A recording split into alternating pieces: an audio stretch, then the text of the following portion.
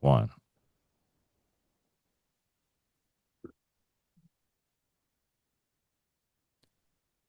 Ladies and gentlemen, boys and girls, welcome to the Divine Brothers podcast. Jason and I were getting deep into a discussion here about if people crack, if there's some kind of event that's so traumatic, so powerful that essentially it leaves you a different person, And these are people talk about this, but I always kind of think that you're the same person throughout your entire life. It's interesting to think about a fundamental personality shift where you really become different. Like somebody who's a resilient, strong person suddenly becoming a weak, pathetic person, you know? Like, I don't know. Do you think that is possible? Have you seen that before? Sure. I've heard both, I should say, both sides. I've asked people questions like, "Hey man, if these horrible things didn't happen to you, you still think you'd end?" Yes, I still think I would end up where I am. But many people. There's one example where guys got handed crack cocaine at 12, decent family, and it fucked everything. I was like, "Hey man, you think if you didn't get that at 12?" He's like, "Yeah, I'd be a normal person." He's like, Yeah. "I know it for a fact." I'm like, "Damn, that's heavy to carry that around with you the rest of your life." So I've heard it on so many directions for both sides that it's yeah. See, that's interesting because that's like a singular moment. What about, the straw that breaks the camel's back? Like Mm. you're just going through life, but you know, shit just keeps piling up and the stress builds and builds and builds and builds and then the back breaks, you know? The You see that too? Yes, and it's usually in the snapping occurs with severe suppression anyway. I see it all the time Oh, in like interesting. in It's like the connected. native cultures. Mm, One guy, I remember talking to him like I've only saw him like you get these one-offs sometimes with these cats that come in and they're super honest. You'll never see them again. And right. it's just like, oh, the love of your life cheated on you with someone close to you and it completely broke you in half. But it sounds like you guys never talked about anything like important. It's like, yeah, and you stay. Yeah, and you don't talk to it. Yeah, and you drink yeah. It's just like, what the fuck happened. Are you ever going to address it? No. This is Yeah. my fate. This is That's just, interesting. it's like, fuck, bro. I am amazed at how powerful like a relationship can destroy somebody. I was telling you before, it's like a nuclear bomb, man. Like I have seen like relationships absolutely annihilate somebody's life. Can I ask you Like this? it consumes everything like a nuclear bomb, you know? Being a gay man, because you were referring, you Lucky. are astounded at what women can do to men, and I am Yeah. astounded at what they can do to me as well. Yeah. Is it the Yeah. same? Does another guy inflict the same impact, or is it different? I had one very nasty breakup with a guy in China and it was bad, don't get me wrong, but my instinct was run away, get as far away as possible. Don't sit in it, don't, wallow in it. Just escape, and everything in me was motivated to get the fuck out. Hmm. You know what I'm saying? So I can't understand why some people respond, particularly straight people, with, you know, the bomb just went off. Let me just hang out in the fallout. Let me bury myself in the radiated ground. You know what I mean? That's what I don't understand. Like, this feeling is terrible. Let's get the fuck out of it. Let's move on. Let's go to the next thing. I don't It, understand the sticking around in it, you is know? this sticking around the at least perception that I can't do any better? Like I'm never gonna find somebody else. I guess gay guys don't have that attitude Really? because there's so many options. It's There's that always easy. another It's gay easy. guy. Yeah, That's a there's great point. always, It's easy yeah, to get your dick wet. Yeah, which is absolutely. Yeah. And, but I mean, I can, is it really that tough? Straight yes. guy? I mean, is it just a matter of work, or what? If you're not mildly attractive, Yeah. or even just even if you're mildly attractive with very little going on, I don't know if you're ever even talking to women at this Mm. point in America. Yeah, it's brutal. Oh, oh, Yeah, yeah. man. I hate to see that because it's going to be the source of so much depression and so much darkness. Like I just I can just see because I can just see like all these invisible bombs going off. Like I wonder how many people are in absolute agony because of a relationship, who are like they feel like their heart has been ripped out and they're still going to work It's and they're it's interacting with people. You it know what is I mean? it is the vast majority, and it's Yeah. the other way too, where there is no relationship. They have no friends and they're yearning for it. And then there's the ones that are stuck in this horrifically just chaotic one that's going to fucking kill them. And they don't know how to get out of it, nor do they really want to. It's just this awful cycle. It's just Why are they awful. so why is maybe I'm wrong here. This could be perception. But why does it seem like so many relationships are toxic? It seems like the majority of relationships are toxic, you know? Like, I mean, just look at the divorce rate, right? That'll tell you something. But what, in your observation, dealing with probably at this point thousands and thousands of relationship issues, right? Yeah. What do you think the fundamental problem is, you know? I think a lot of people are broken to begin with. There's a lot of Okay. substance being used on another. But I Yeah. think with the pandemic, particularly, women now, instead of a couple, you have 10 plus options always. If you're Yeah. decent, even average looking, with a guy, you True. realize that you may not ever have a option Yeah. ever. So Yeah. the table has turned so dramatically. The odds, it's just so you get this desperation shit and these women playing these bizarre games where it's very apparent like, oh, you didn't text me in a week and then you forgot to answer any questions I ask you. And it's like, how many men are you texting? And probably five, six, seven, because she can. Options. Yeah. Options. Yeah. Yes. Yeah. That maybe that is the thing. Options. That's the thing everybody needs. Like options could set you free, Hmm. you know, if Hmm. people just had options, you know. Yeah. Yeah, yes. Yeah, we solved Yeah. it. Yeah, we did it. Yeah. Unfortunately, those options are going to be artificial robots in the future, but at least there'll be something, you know? Tell you what, it's something else. I read an article in the Guardian this morning. There's a girl who was a minor character in one of the Harry Potter films. Yeah, like she's made more from her OnlyFans than she ever did making movies in Hollywood. Like that was what the whole article was about. And apparently she's just been doing it for a year. She's like, yeah, I've made like double what I did off those stupid fucking films, And it just showed like it's so unbalanced. Everything is unbalanced, It's so unbalanced. I've seen interviews with chicks like, yeah, I've made 1 or 2 million. And the argument is like, the morality, your kids are going to see this. Like, fuck Yeah, morality. They can yeah, deal with it as we drive around in our BMW. And I'm like, damn, yeah.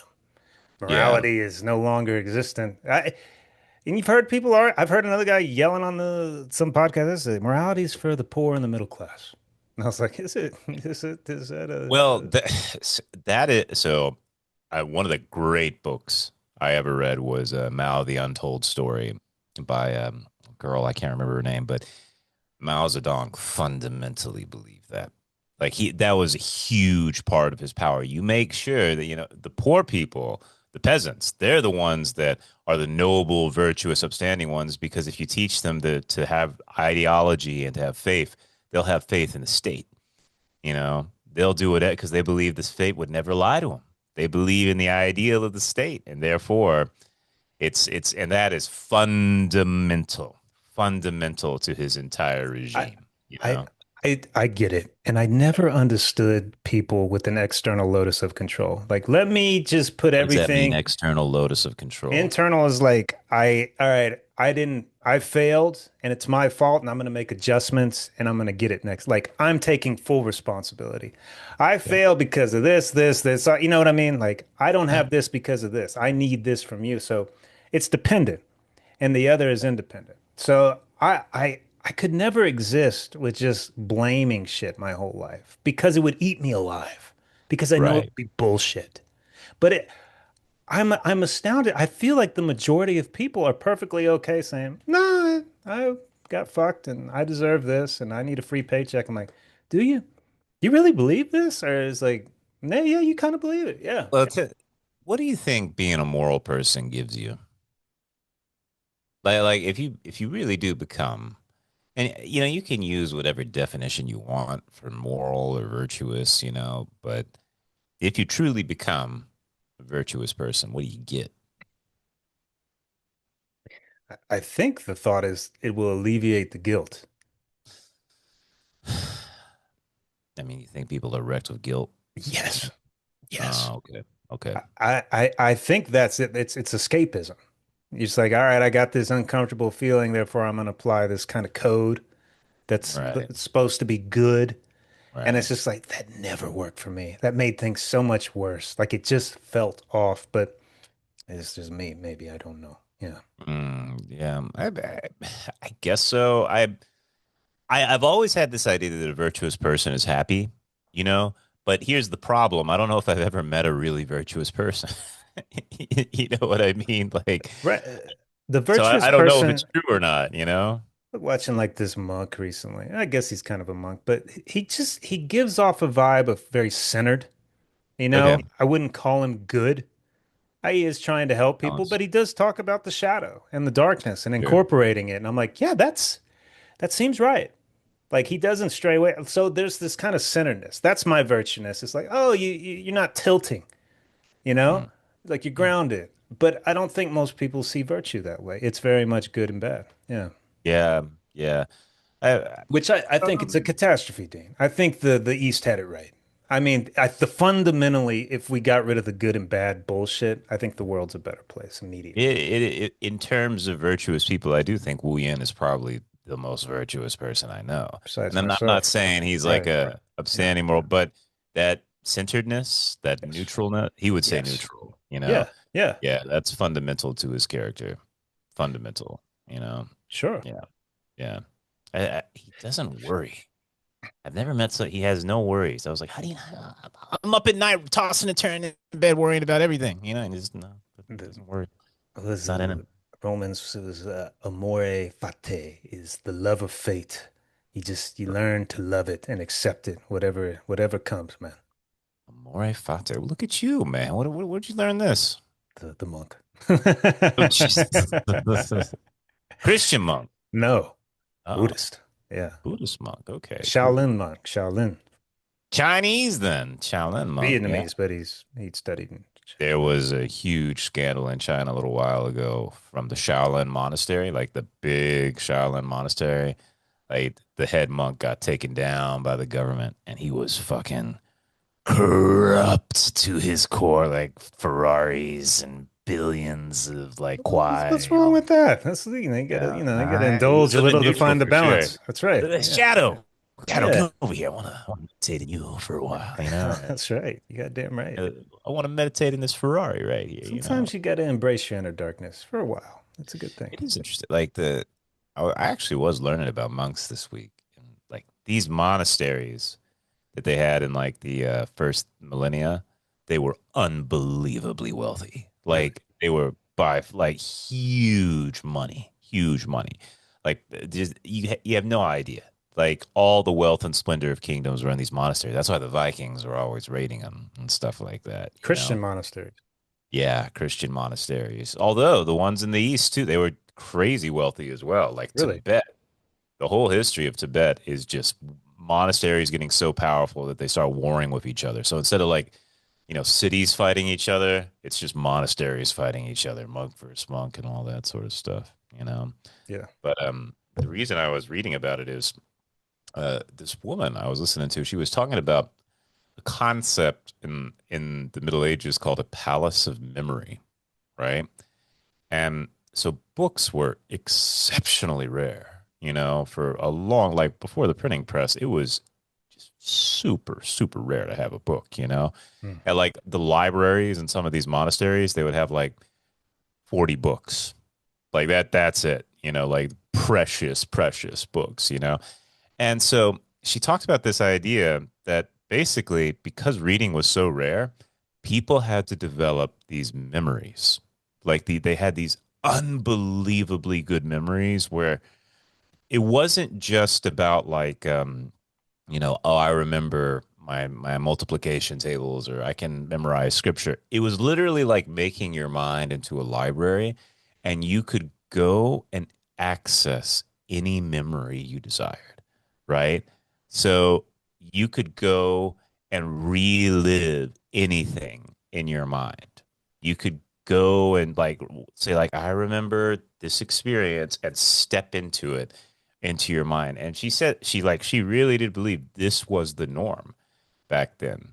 Like people really trained their memories to be unbelievably sharp. And I don't know about you, man. My memory sucks ass. It Mm. is terrible. I know this because of learning a language. Like I was like, what's that word again? I have told you this word 500 times. I was like, I'm sorry, I don't remember anything, man. Like the I don't. Do you have a decent memory? I got so many aids, it's hard to say. Mm, Yeah, that's, I will say this with because that ties into a photographic memory in sorts. It could have been the origin, right? I've come across a photographic memory in patients three to four, 4 to 5 times, yeah, and almost maybe one without it, but there's always been a deficiency. For example, like I couldn't sound out words or I would mix up the letters. So I just started memorizing. I know what this like, and sure. it they had to substitute. So the memory just took over. Like the applied learning was not there. So it's just like, yeah, I could see pages. And then I remembered what it said. I'm like, that's fucking incredible. You Yeah, know? Yeah. it's incredible. Vic apparently had that the Where the photograph. fuck why did we miss out on that? All the good genes we seem to miss. Height, Well, photographic hold on a memory. second. Didn't you do that Kumon, the Kumon math and all that? Yeah, I was Wasn't that good. all memory? Man, I Yeah, was good for a while. But if you quit, it dies. lose it. You lose it. Use it or lose it. Yeah. That's it. But when I was doing Yep. it, I was top three in the class, and I'd get Top 10. three in math. Math. Speed math. Wow. Yeah. Man, can't even. Multiplication and I was killing people, man. I was going to Damn. tournaments and placing. Yeah. What? Yes. Who? Who is this? Not. This is not true. As soon as I hated it, I hated it I because bet. you know what it was though? It was memorization. Because like I've seen this pattern, I've seen this pattern, I've seen this pattern. Yeah. Yeah, yeah, yeah. And then they took you out. It all got fucked Put me in up. the public school in Alabama and it just went to shit. Immediately. Like it immediately uh, went to shit. Yeah, that was yeah, bad. like your math never recovered, right? I remember in first time I went to school in Alabama, I was like, I already know this shit. Like, it was a year or Yeah. two, like I think 2 years in Alabama. I was like, man, I already learned all this. Like I could have skipped Yeah. 2 grades. I was like, wow, I just got dumber for 2 years. You Yeah. know, it's funny. That same thing happened to me, except the reverse. I went to public school in Coppell for 1 year, and that was like the top schools in Dallas, right? Yeah. Public schools. And then mom switched me over to a private school, and the public school was ahead of the private school. Yeah. Oh, yeah. What? Oh, really? Public Yeah, school she was a, put me like so. I went to a place. It was called First Baptist Academy. First Baptist Academy was a mid-tier private school. It was not top brass, but it was right next to mom's office. You know what I mean? So she could just drop me off, and that was it. You convenient. know? Sure. Yeah, yeah. And that's the other reason she chose it. Which just curious, if you had a kid like this Mormon, this is Jesus Christ of Mormon. Latter-day Saints school. You go Oh here. It's right next to work. man, You're fine. that's tough. No, yeah, yeah, yeah. The reason she chose Joe is like this school was fuck. It was Christian like that. It Oh, was hardcore, hard like the Bible shit they made. We had to memorize the entire book of James, like the entire book of James and First John, and like the Bible classes were hardcore, but we were learning hermeneutics and Koine Greek and all this shit, and I was just like, oh my god, like I mean, I know my Christianity, but my math not so good. it's in Hawaii. I counsel these kids that get Hawaiian education, and everybody's like, "Oh, Oh we're boy. preserving the language and the culture." I'm like, "Yeah, that's cool." And then I talk to these kids in it, and I'm like, "Oh, you're in the Hawaiian education? How's like history? Like, oh, we don't. That's all we take is Hawaiian. What do you mean? Like, it's a different track. Like, regular high school Hawaiian education. I'm like, you don't take like regular history and reading and writing. Like, very little. Like, we just learn about Hawaiian language and culture. I'm like, where's the capital of the United States? Like, I don't know. I'm like, that's not Mm. good. It's not good. Great. Yeah. Yeah. Point out where Oklahoma is. Like, I don't, what is that? Is that a city? And you're Oka, like, Oka, this is what's not that? good. Is that a Okaloka? tribe? Is that a Yeah. tribe in the Amazon? I'm like, this isn't good. Like, they were, it was pitched as a good thing. They were teaching them nothing. I do wish that there were techniques for improving your memory. Like I wish you could teach memory enhancement, you know? I'm Like sure you can. I'm sure you can. have you ever heard anything? I've never Sure. heard anything. Well, we haven't looked. I mean, we're not. Then why haven't there should be a memory class in fucking schools, you They know? got Like apps for it for people losing their memory, do they? Sure. What? Absolutely. I didn't know that. No, Keep your okay. memory sharp. Do this stupid fucking game that Ah, sucks. that sounds like bullshit to me. I remember they used to do these like brain game apps. I can't the Brainiac or they were all these little apps. They were like, oh, make yourself smarter by playing these games. And then that totally died because it was all bullshit. It was totally like just some scam that some guy made, you know, like Well, be grateful you went to a private school because these schools in Hawaii and these native communities are, eh, I mean, I don't, I don't know how they even pass through schools. Every single kid I've talked to here, I'm like, hey man, just curious because everybody, I ask them all, I'm like, for the test, any test you take, can you have a cheat sheet? Like, yeah, of course. Like, you don't, every test you have a sheet of paper with you to like your because notes. in real life, Chase, you're gonna always have ChatGPT with you. I guess. I was like, what? Did you ever have a test where you had a cheat sheet? Never in my life was I allowed to hold Never. anything besides cheating myself. Yeah. It's like, And you had this to be is, clever with that you had shit, to be fucking you know. clever. You don't want to get Yeah. caught. Yeah. You see that that professor in Cambridge that got caught cheating? Did you see The that? black The black guy. guy? Yeah. Dude, It was people defending him. all And I'm like, I looked at some of this. I was like, dude, this is egregious. Like he ran it was the worst I've ever five seen. marathons in a row. It's like, this is humanly impossible. Like God Yeah. couldn't do this. And then Yeah. they He was said defended him like at first. It's he was insane. supposed to be mute, like not able to speak for the first few and like a guy from his school was like, what do you I went to this to school with this guy. He was talking the whole time. What are you talking about? It was all lie. Every single thing Everything. was a lie, It's you know? it's amazing. He's obviously not stupid, but he's nowhere near Cambridge. But it's amazing that you would lie. That's how bad it got with being black is you can never say anything bad about them if you're woke. Like, Yeah. how dare you question anything that Can't he's done? question it. He Can't ran a question it. 100-mile marathon 2 or 3 times in a row. No, well, Cambridge is licking its lips like, oh, it's a diversity. It's exactly what we want. Oh it's God, yeah. pathetic. It's so Youngest black pathetic. professor. Unbelievably just disgusting. Yeah. And he stepped, and he doesn't even admit it. He Yeah, just he stepped resigned. down. It's like These time for me to accusations of go. racism and has made me uncomfortable and made me anxious. And I'm going to go on a black Yeah, podcast speaking tour now. I saw an interview with the guy who broke the story, right? And this guy, like this is his job. His job is he like writes for the Time, like the London Times or something like that. And his job is just um, academia Scott. Like he's like writing about what's going on and academia, right? This is a boring guy. Like the way he taught, he was fucking boring to his core. Like just an old Did white they try dude. to ruin him? Uh, yes. So did you hear what happened to him? Like No. he, the fucking police called him in England. The police. Oh, yeah. They That doesn't they were surprise like, me. listen, we need you to stop your investigation. This is apparent. This is considered a hate crime. You know, and the fucking commissioner of the police had to come on to the radio and fucking apologize to him publicly Is because it is was yeah, is London dead? I mean, London. Is England dead? Is the UK dead? Is it dead, had Dean? a long time, man. It's just we can't Had a revive this, long can you? You time. can't revive something that bad, right? No, I no. mean, evidence is pouring out of the closet, and you're like, I'm sorry, if you stop, this is a hate crime. I'm like, dude, what are we doing? The nature of the West is rise and fall. But the thing that rises again is not never the same. You don't get Roman Empire 2.0. You don't get British Empire 2.0. It's just It's getting worse. collapse and something new comes out of it. What new is not better though? Is it worse or is it's not No, not better or worse? necessarily. It's Not just necessarily. Yeah, out of the British Empire comes the American it's Empire, like and a out of the American homunculus, Empire will come something else. It's You some know, kind of like deformed child, with special powers, but it's hard to look at. deformed child, more like a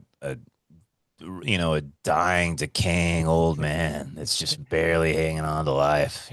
It's, Uh, well, it keeps being reborn though. I mean, what's going on? I mean, something's coming out of it. the metaphor is all fucked up. But yes, England is like I have never. I, I think of all the people I've met across the country, all across the world. I've met all kinds of different people. English people I've always found the most broken. Hmm. You know, like there really is something just fundamentally negative in their soul, like a real like it's fucked and there's nothing we can do. You know. Yeah. When I got the DNA results and saw that we were mostly from those islands, at first I was unbelievably disappointed. But I was like, "Ah, but my ancestors left. And I am proud of that. Like, thank God they left that fucking place because it's just Yeah, they were smart cesspool. enough to just fuck this. Let's get out. They Done with saw this it shit. coming. They knew it was coming. Yeah. Done with this shit. Yeah, yeah, yeah, yeah, yeah. How much German was there? Not the majority. Not a lot. Maybe Vic was adopted, It's you know, because that 15%. those like Padre's parents were fucking German, you know, like 15%. full-blooded German, Nah, you I know. don't think so. I think it's bullshit. Really? I think maybe higher. I don't think it Yeah, was but full blooded. moms, Patton, that's about as that's it's like It's Ireland, man, you know, or Scottish or something. Scottish. I think it's good. Yeah, it all came from those islands, man. Yeah, all of those Scottish, things. I would, that'd be Scottish, Irish, I'd be proud of that, you know. But getting Fuck, conquered constantly. ah, man, fire, always getting conquered, but being angry about it, just fucking frustrated. All right, digging through eating your potatoes and just being like, "It's fucking English, Have you fucking." seen that little short with the guys like he's looking for a sword? It's the average Redditor. He's like, "Oh, I need a great sword." He's like, "What about the Scottish claymore?" He's like, "Oh, a sword that can used by people that have continually been conquered." That's exactly what I'm having. It's like that fuck. You know, it is interesting. This is so nerdy, but you know, you do this shit with history. You know, there's guys who go into huge breakdowns of swords and all that. You know, and did you know, like, you know, the samurai sword, you know, like the katana, that sort of Fuck thing. yeah, man. It's a terrible sword. What? It's a Oh yeah, it's a terrible This is the sword. samurai sword? Yep. Like we know we think of it as legendary because of all the media and like the animes and all that sort and like Japanese sword culture and all that sort. The European sword was infinitely better. You What? know? Why? Yeah. So here's the most important thing: Japanese blade is one-sided. Only one side is sharp. You know, European sword, because it's both sides are sharp, it can maneuver way better. Right. The other thing is European sword, it's two-handed and therefore it can cleave through armor much better than the Japanese sword. You know, Japanese sword is essentially useless against steel. You know, like can't pierce it, right? And so, like, think of the claymore. How people used to use the claymore is they would just hold it above their head, you know, and then they would let gravity just take it down, and it would just take out limbs, just cut right through arms, cut through legs, and like you would defeat your opponent with one strike. Okay, but You if know what I the mean? samurai is more maneuverable because the weapon's lighter, quicker. Lighter doesn't mean anything if the armor's thick, you Yeah, know? yeah, fair enough. Yeah, like one of the things that one of the reasons Hang that on, if a Portuguese and the Dutch were able to like really scare the Japanese is because their armor was impenetrable, you know, okay, if a breastplates. if a claymore hit with a katana full speed, like it would clash in the middle or it would break It would through. break the katana. Really? It would break the Claymore is huge. It is a gigantic hunking. Like you ever seen a Zywander sword? Probably, but I don't It's know the even bigger name. than a claymore. And Jeez. like they were these two-handed swordsmen, right? They would wear they Germans, they would do these huge giant swords and they were just gigantic cleaving machines. If one of those came down on you, there was nothing you could do. It's Nothing pr- you could do. it's pretty terrifying to think about these giant people. What did the Vikings use? They use something similar? Long axe. I know Yeah. all about this. But if So you that got a walking in the jungle and some berserker with the long axe walks by, I mean, he could just take you out. Is that the culture or what?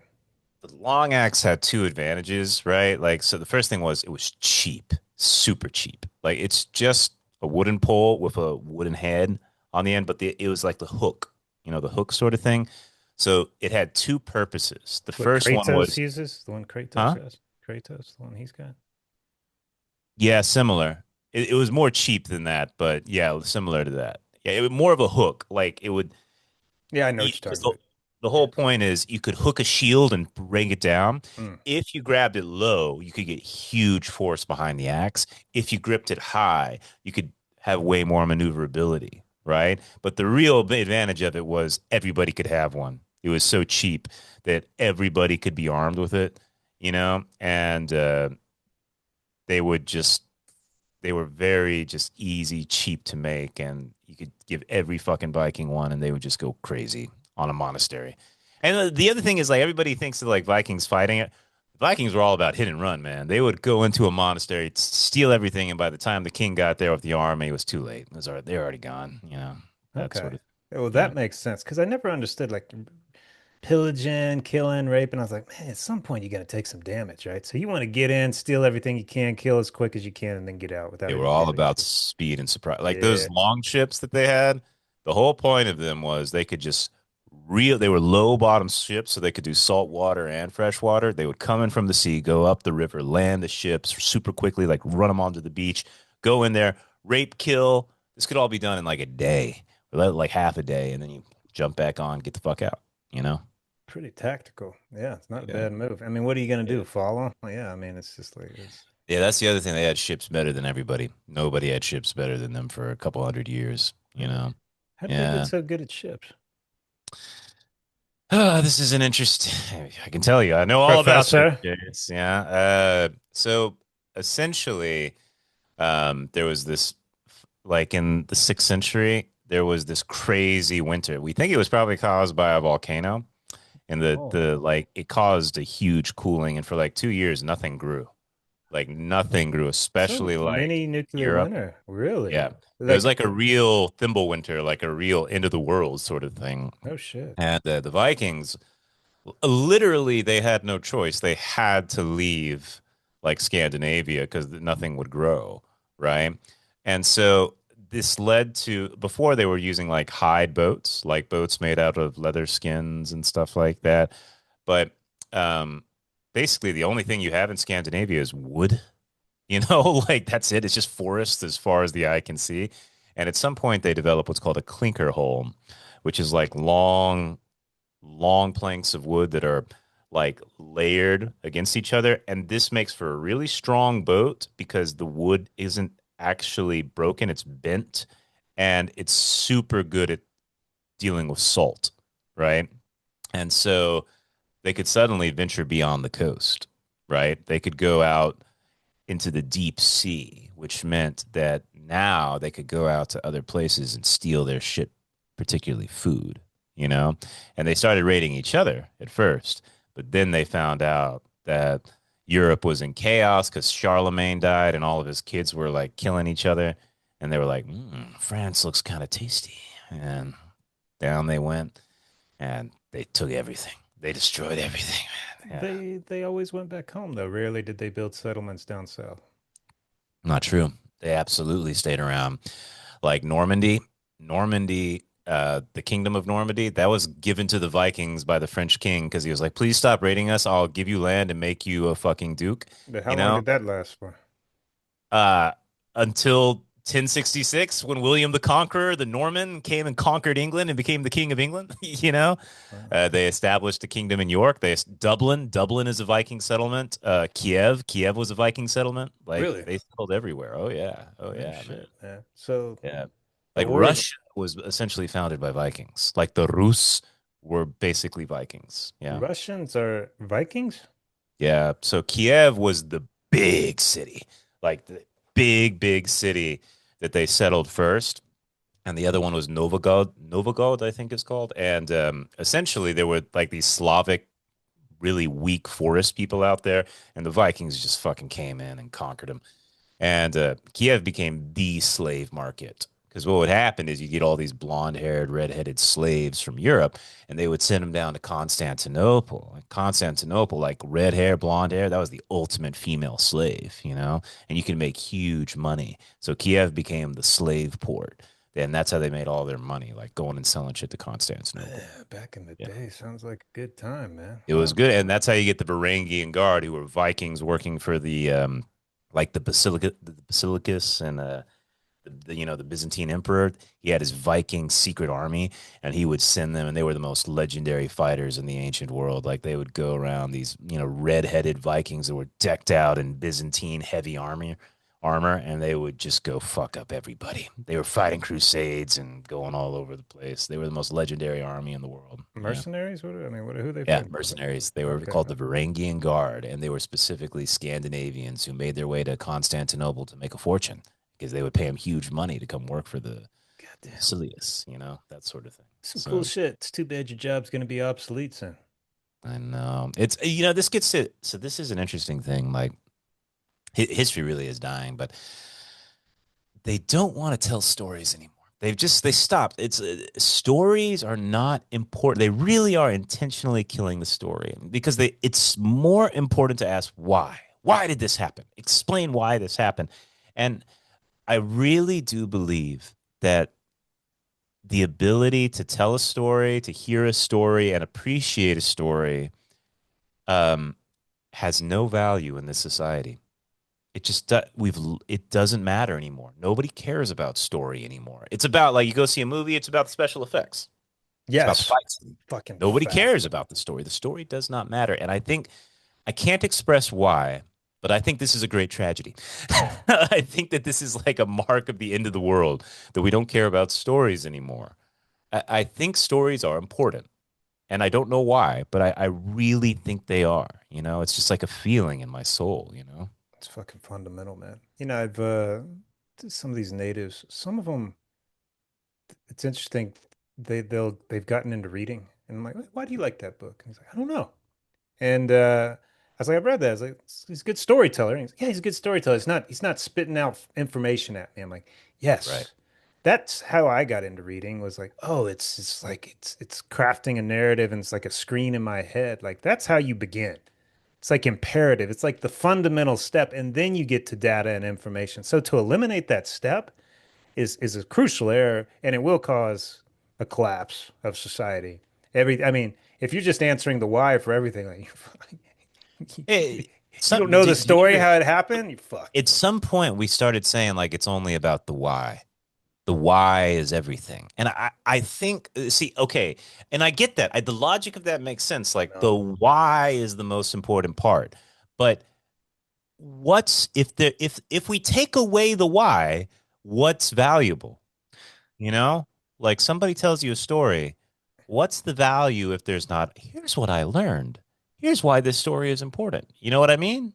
man, I had a consultation this week. This guy, one thing, he's engineer, brilliant, 150 IQ, very proud to say it. But he kept asking us, and how would you handle someone like this? And what kind of information can you share with me? And I'm like, I don't know you.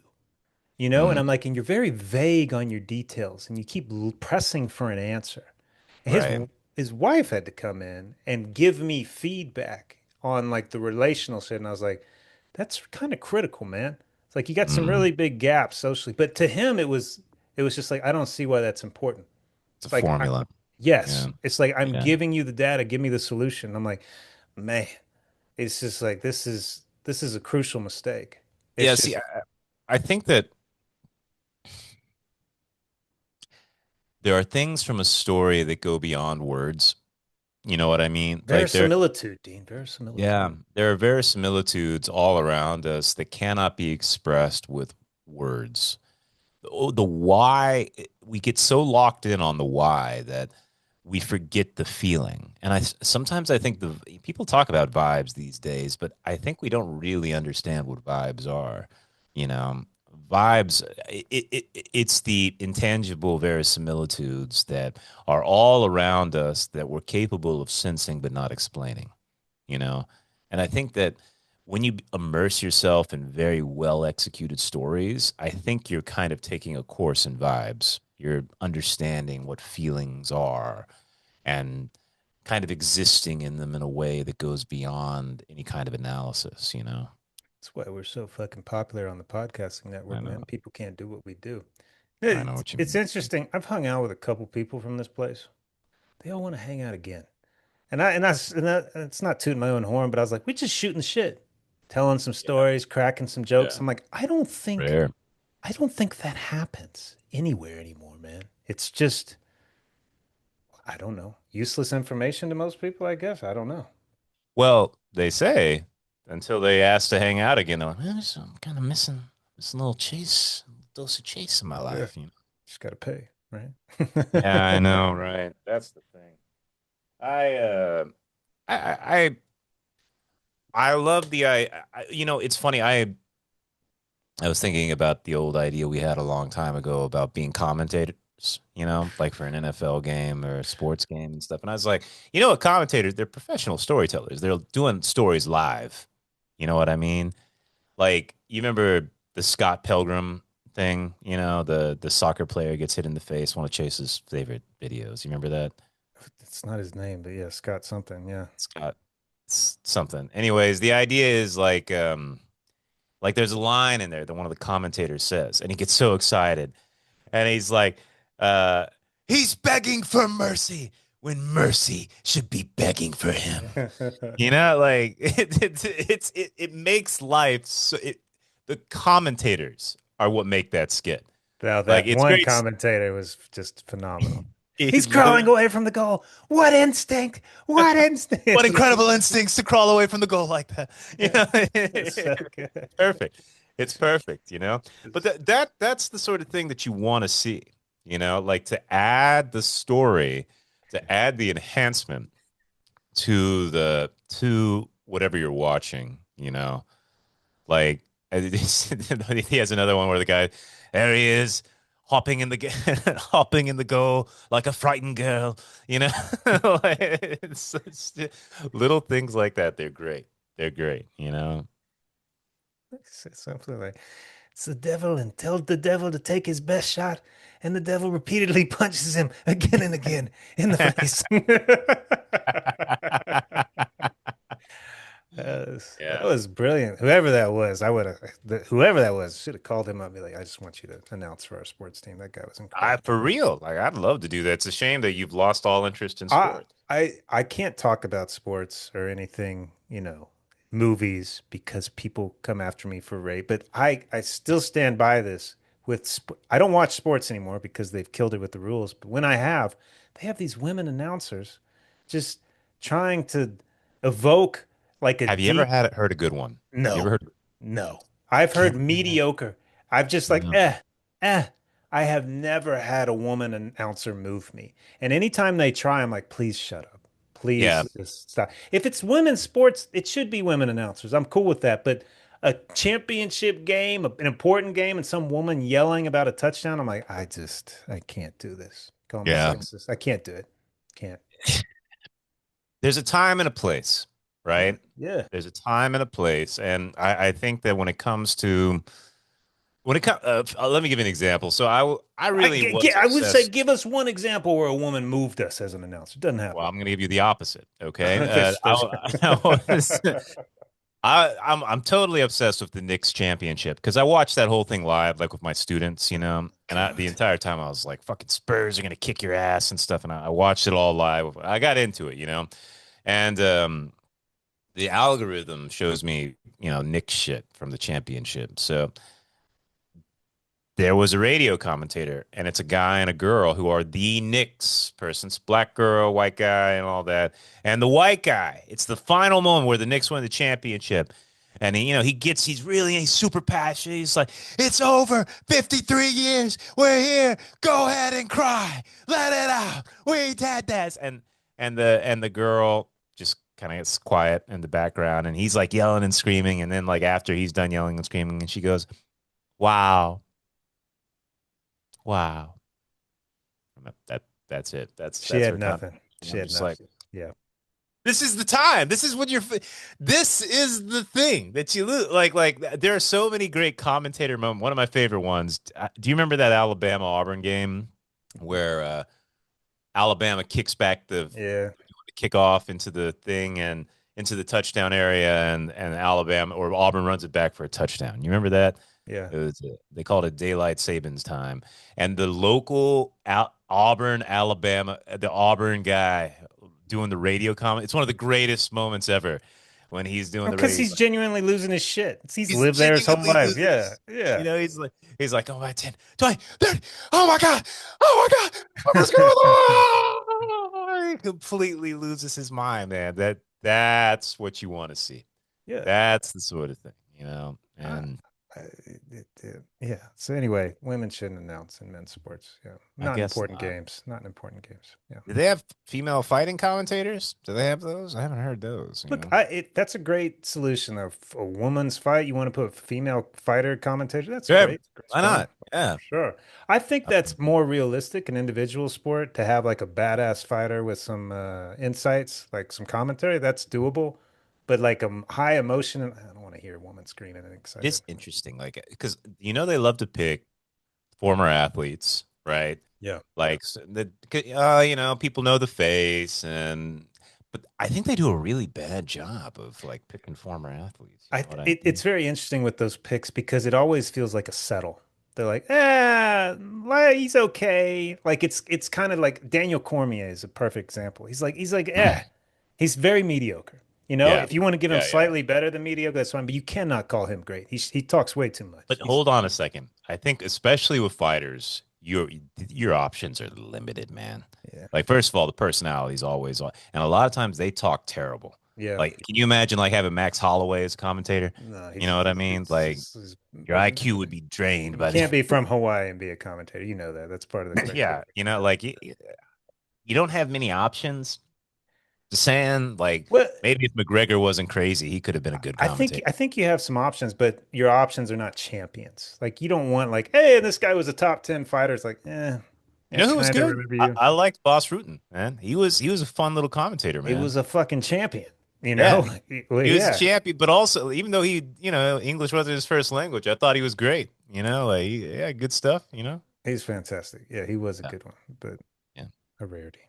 Yeah. Well, maybe we can do it. We should find something to comment on. Remember Cheap Seats back on ESPN? They used to do spelling bee comment. Cheapies, Yeah, cheapies. My that was favorite a one good was one. this. Did you ever watch the spelling bee? That was the classic, the spelling bee. Yeah, Yeah, yeah, man. this girl was doing this. Like, oh, the answers are in her fingers. They're in her finger. That was great, man. Commenting on it, he goes, "It's I love that this is on ESPN, the spelling bee. Remember when the spelling bee was on it was aired on ESPN like it was a Yeah, sport. And it should yeah. be a sport.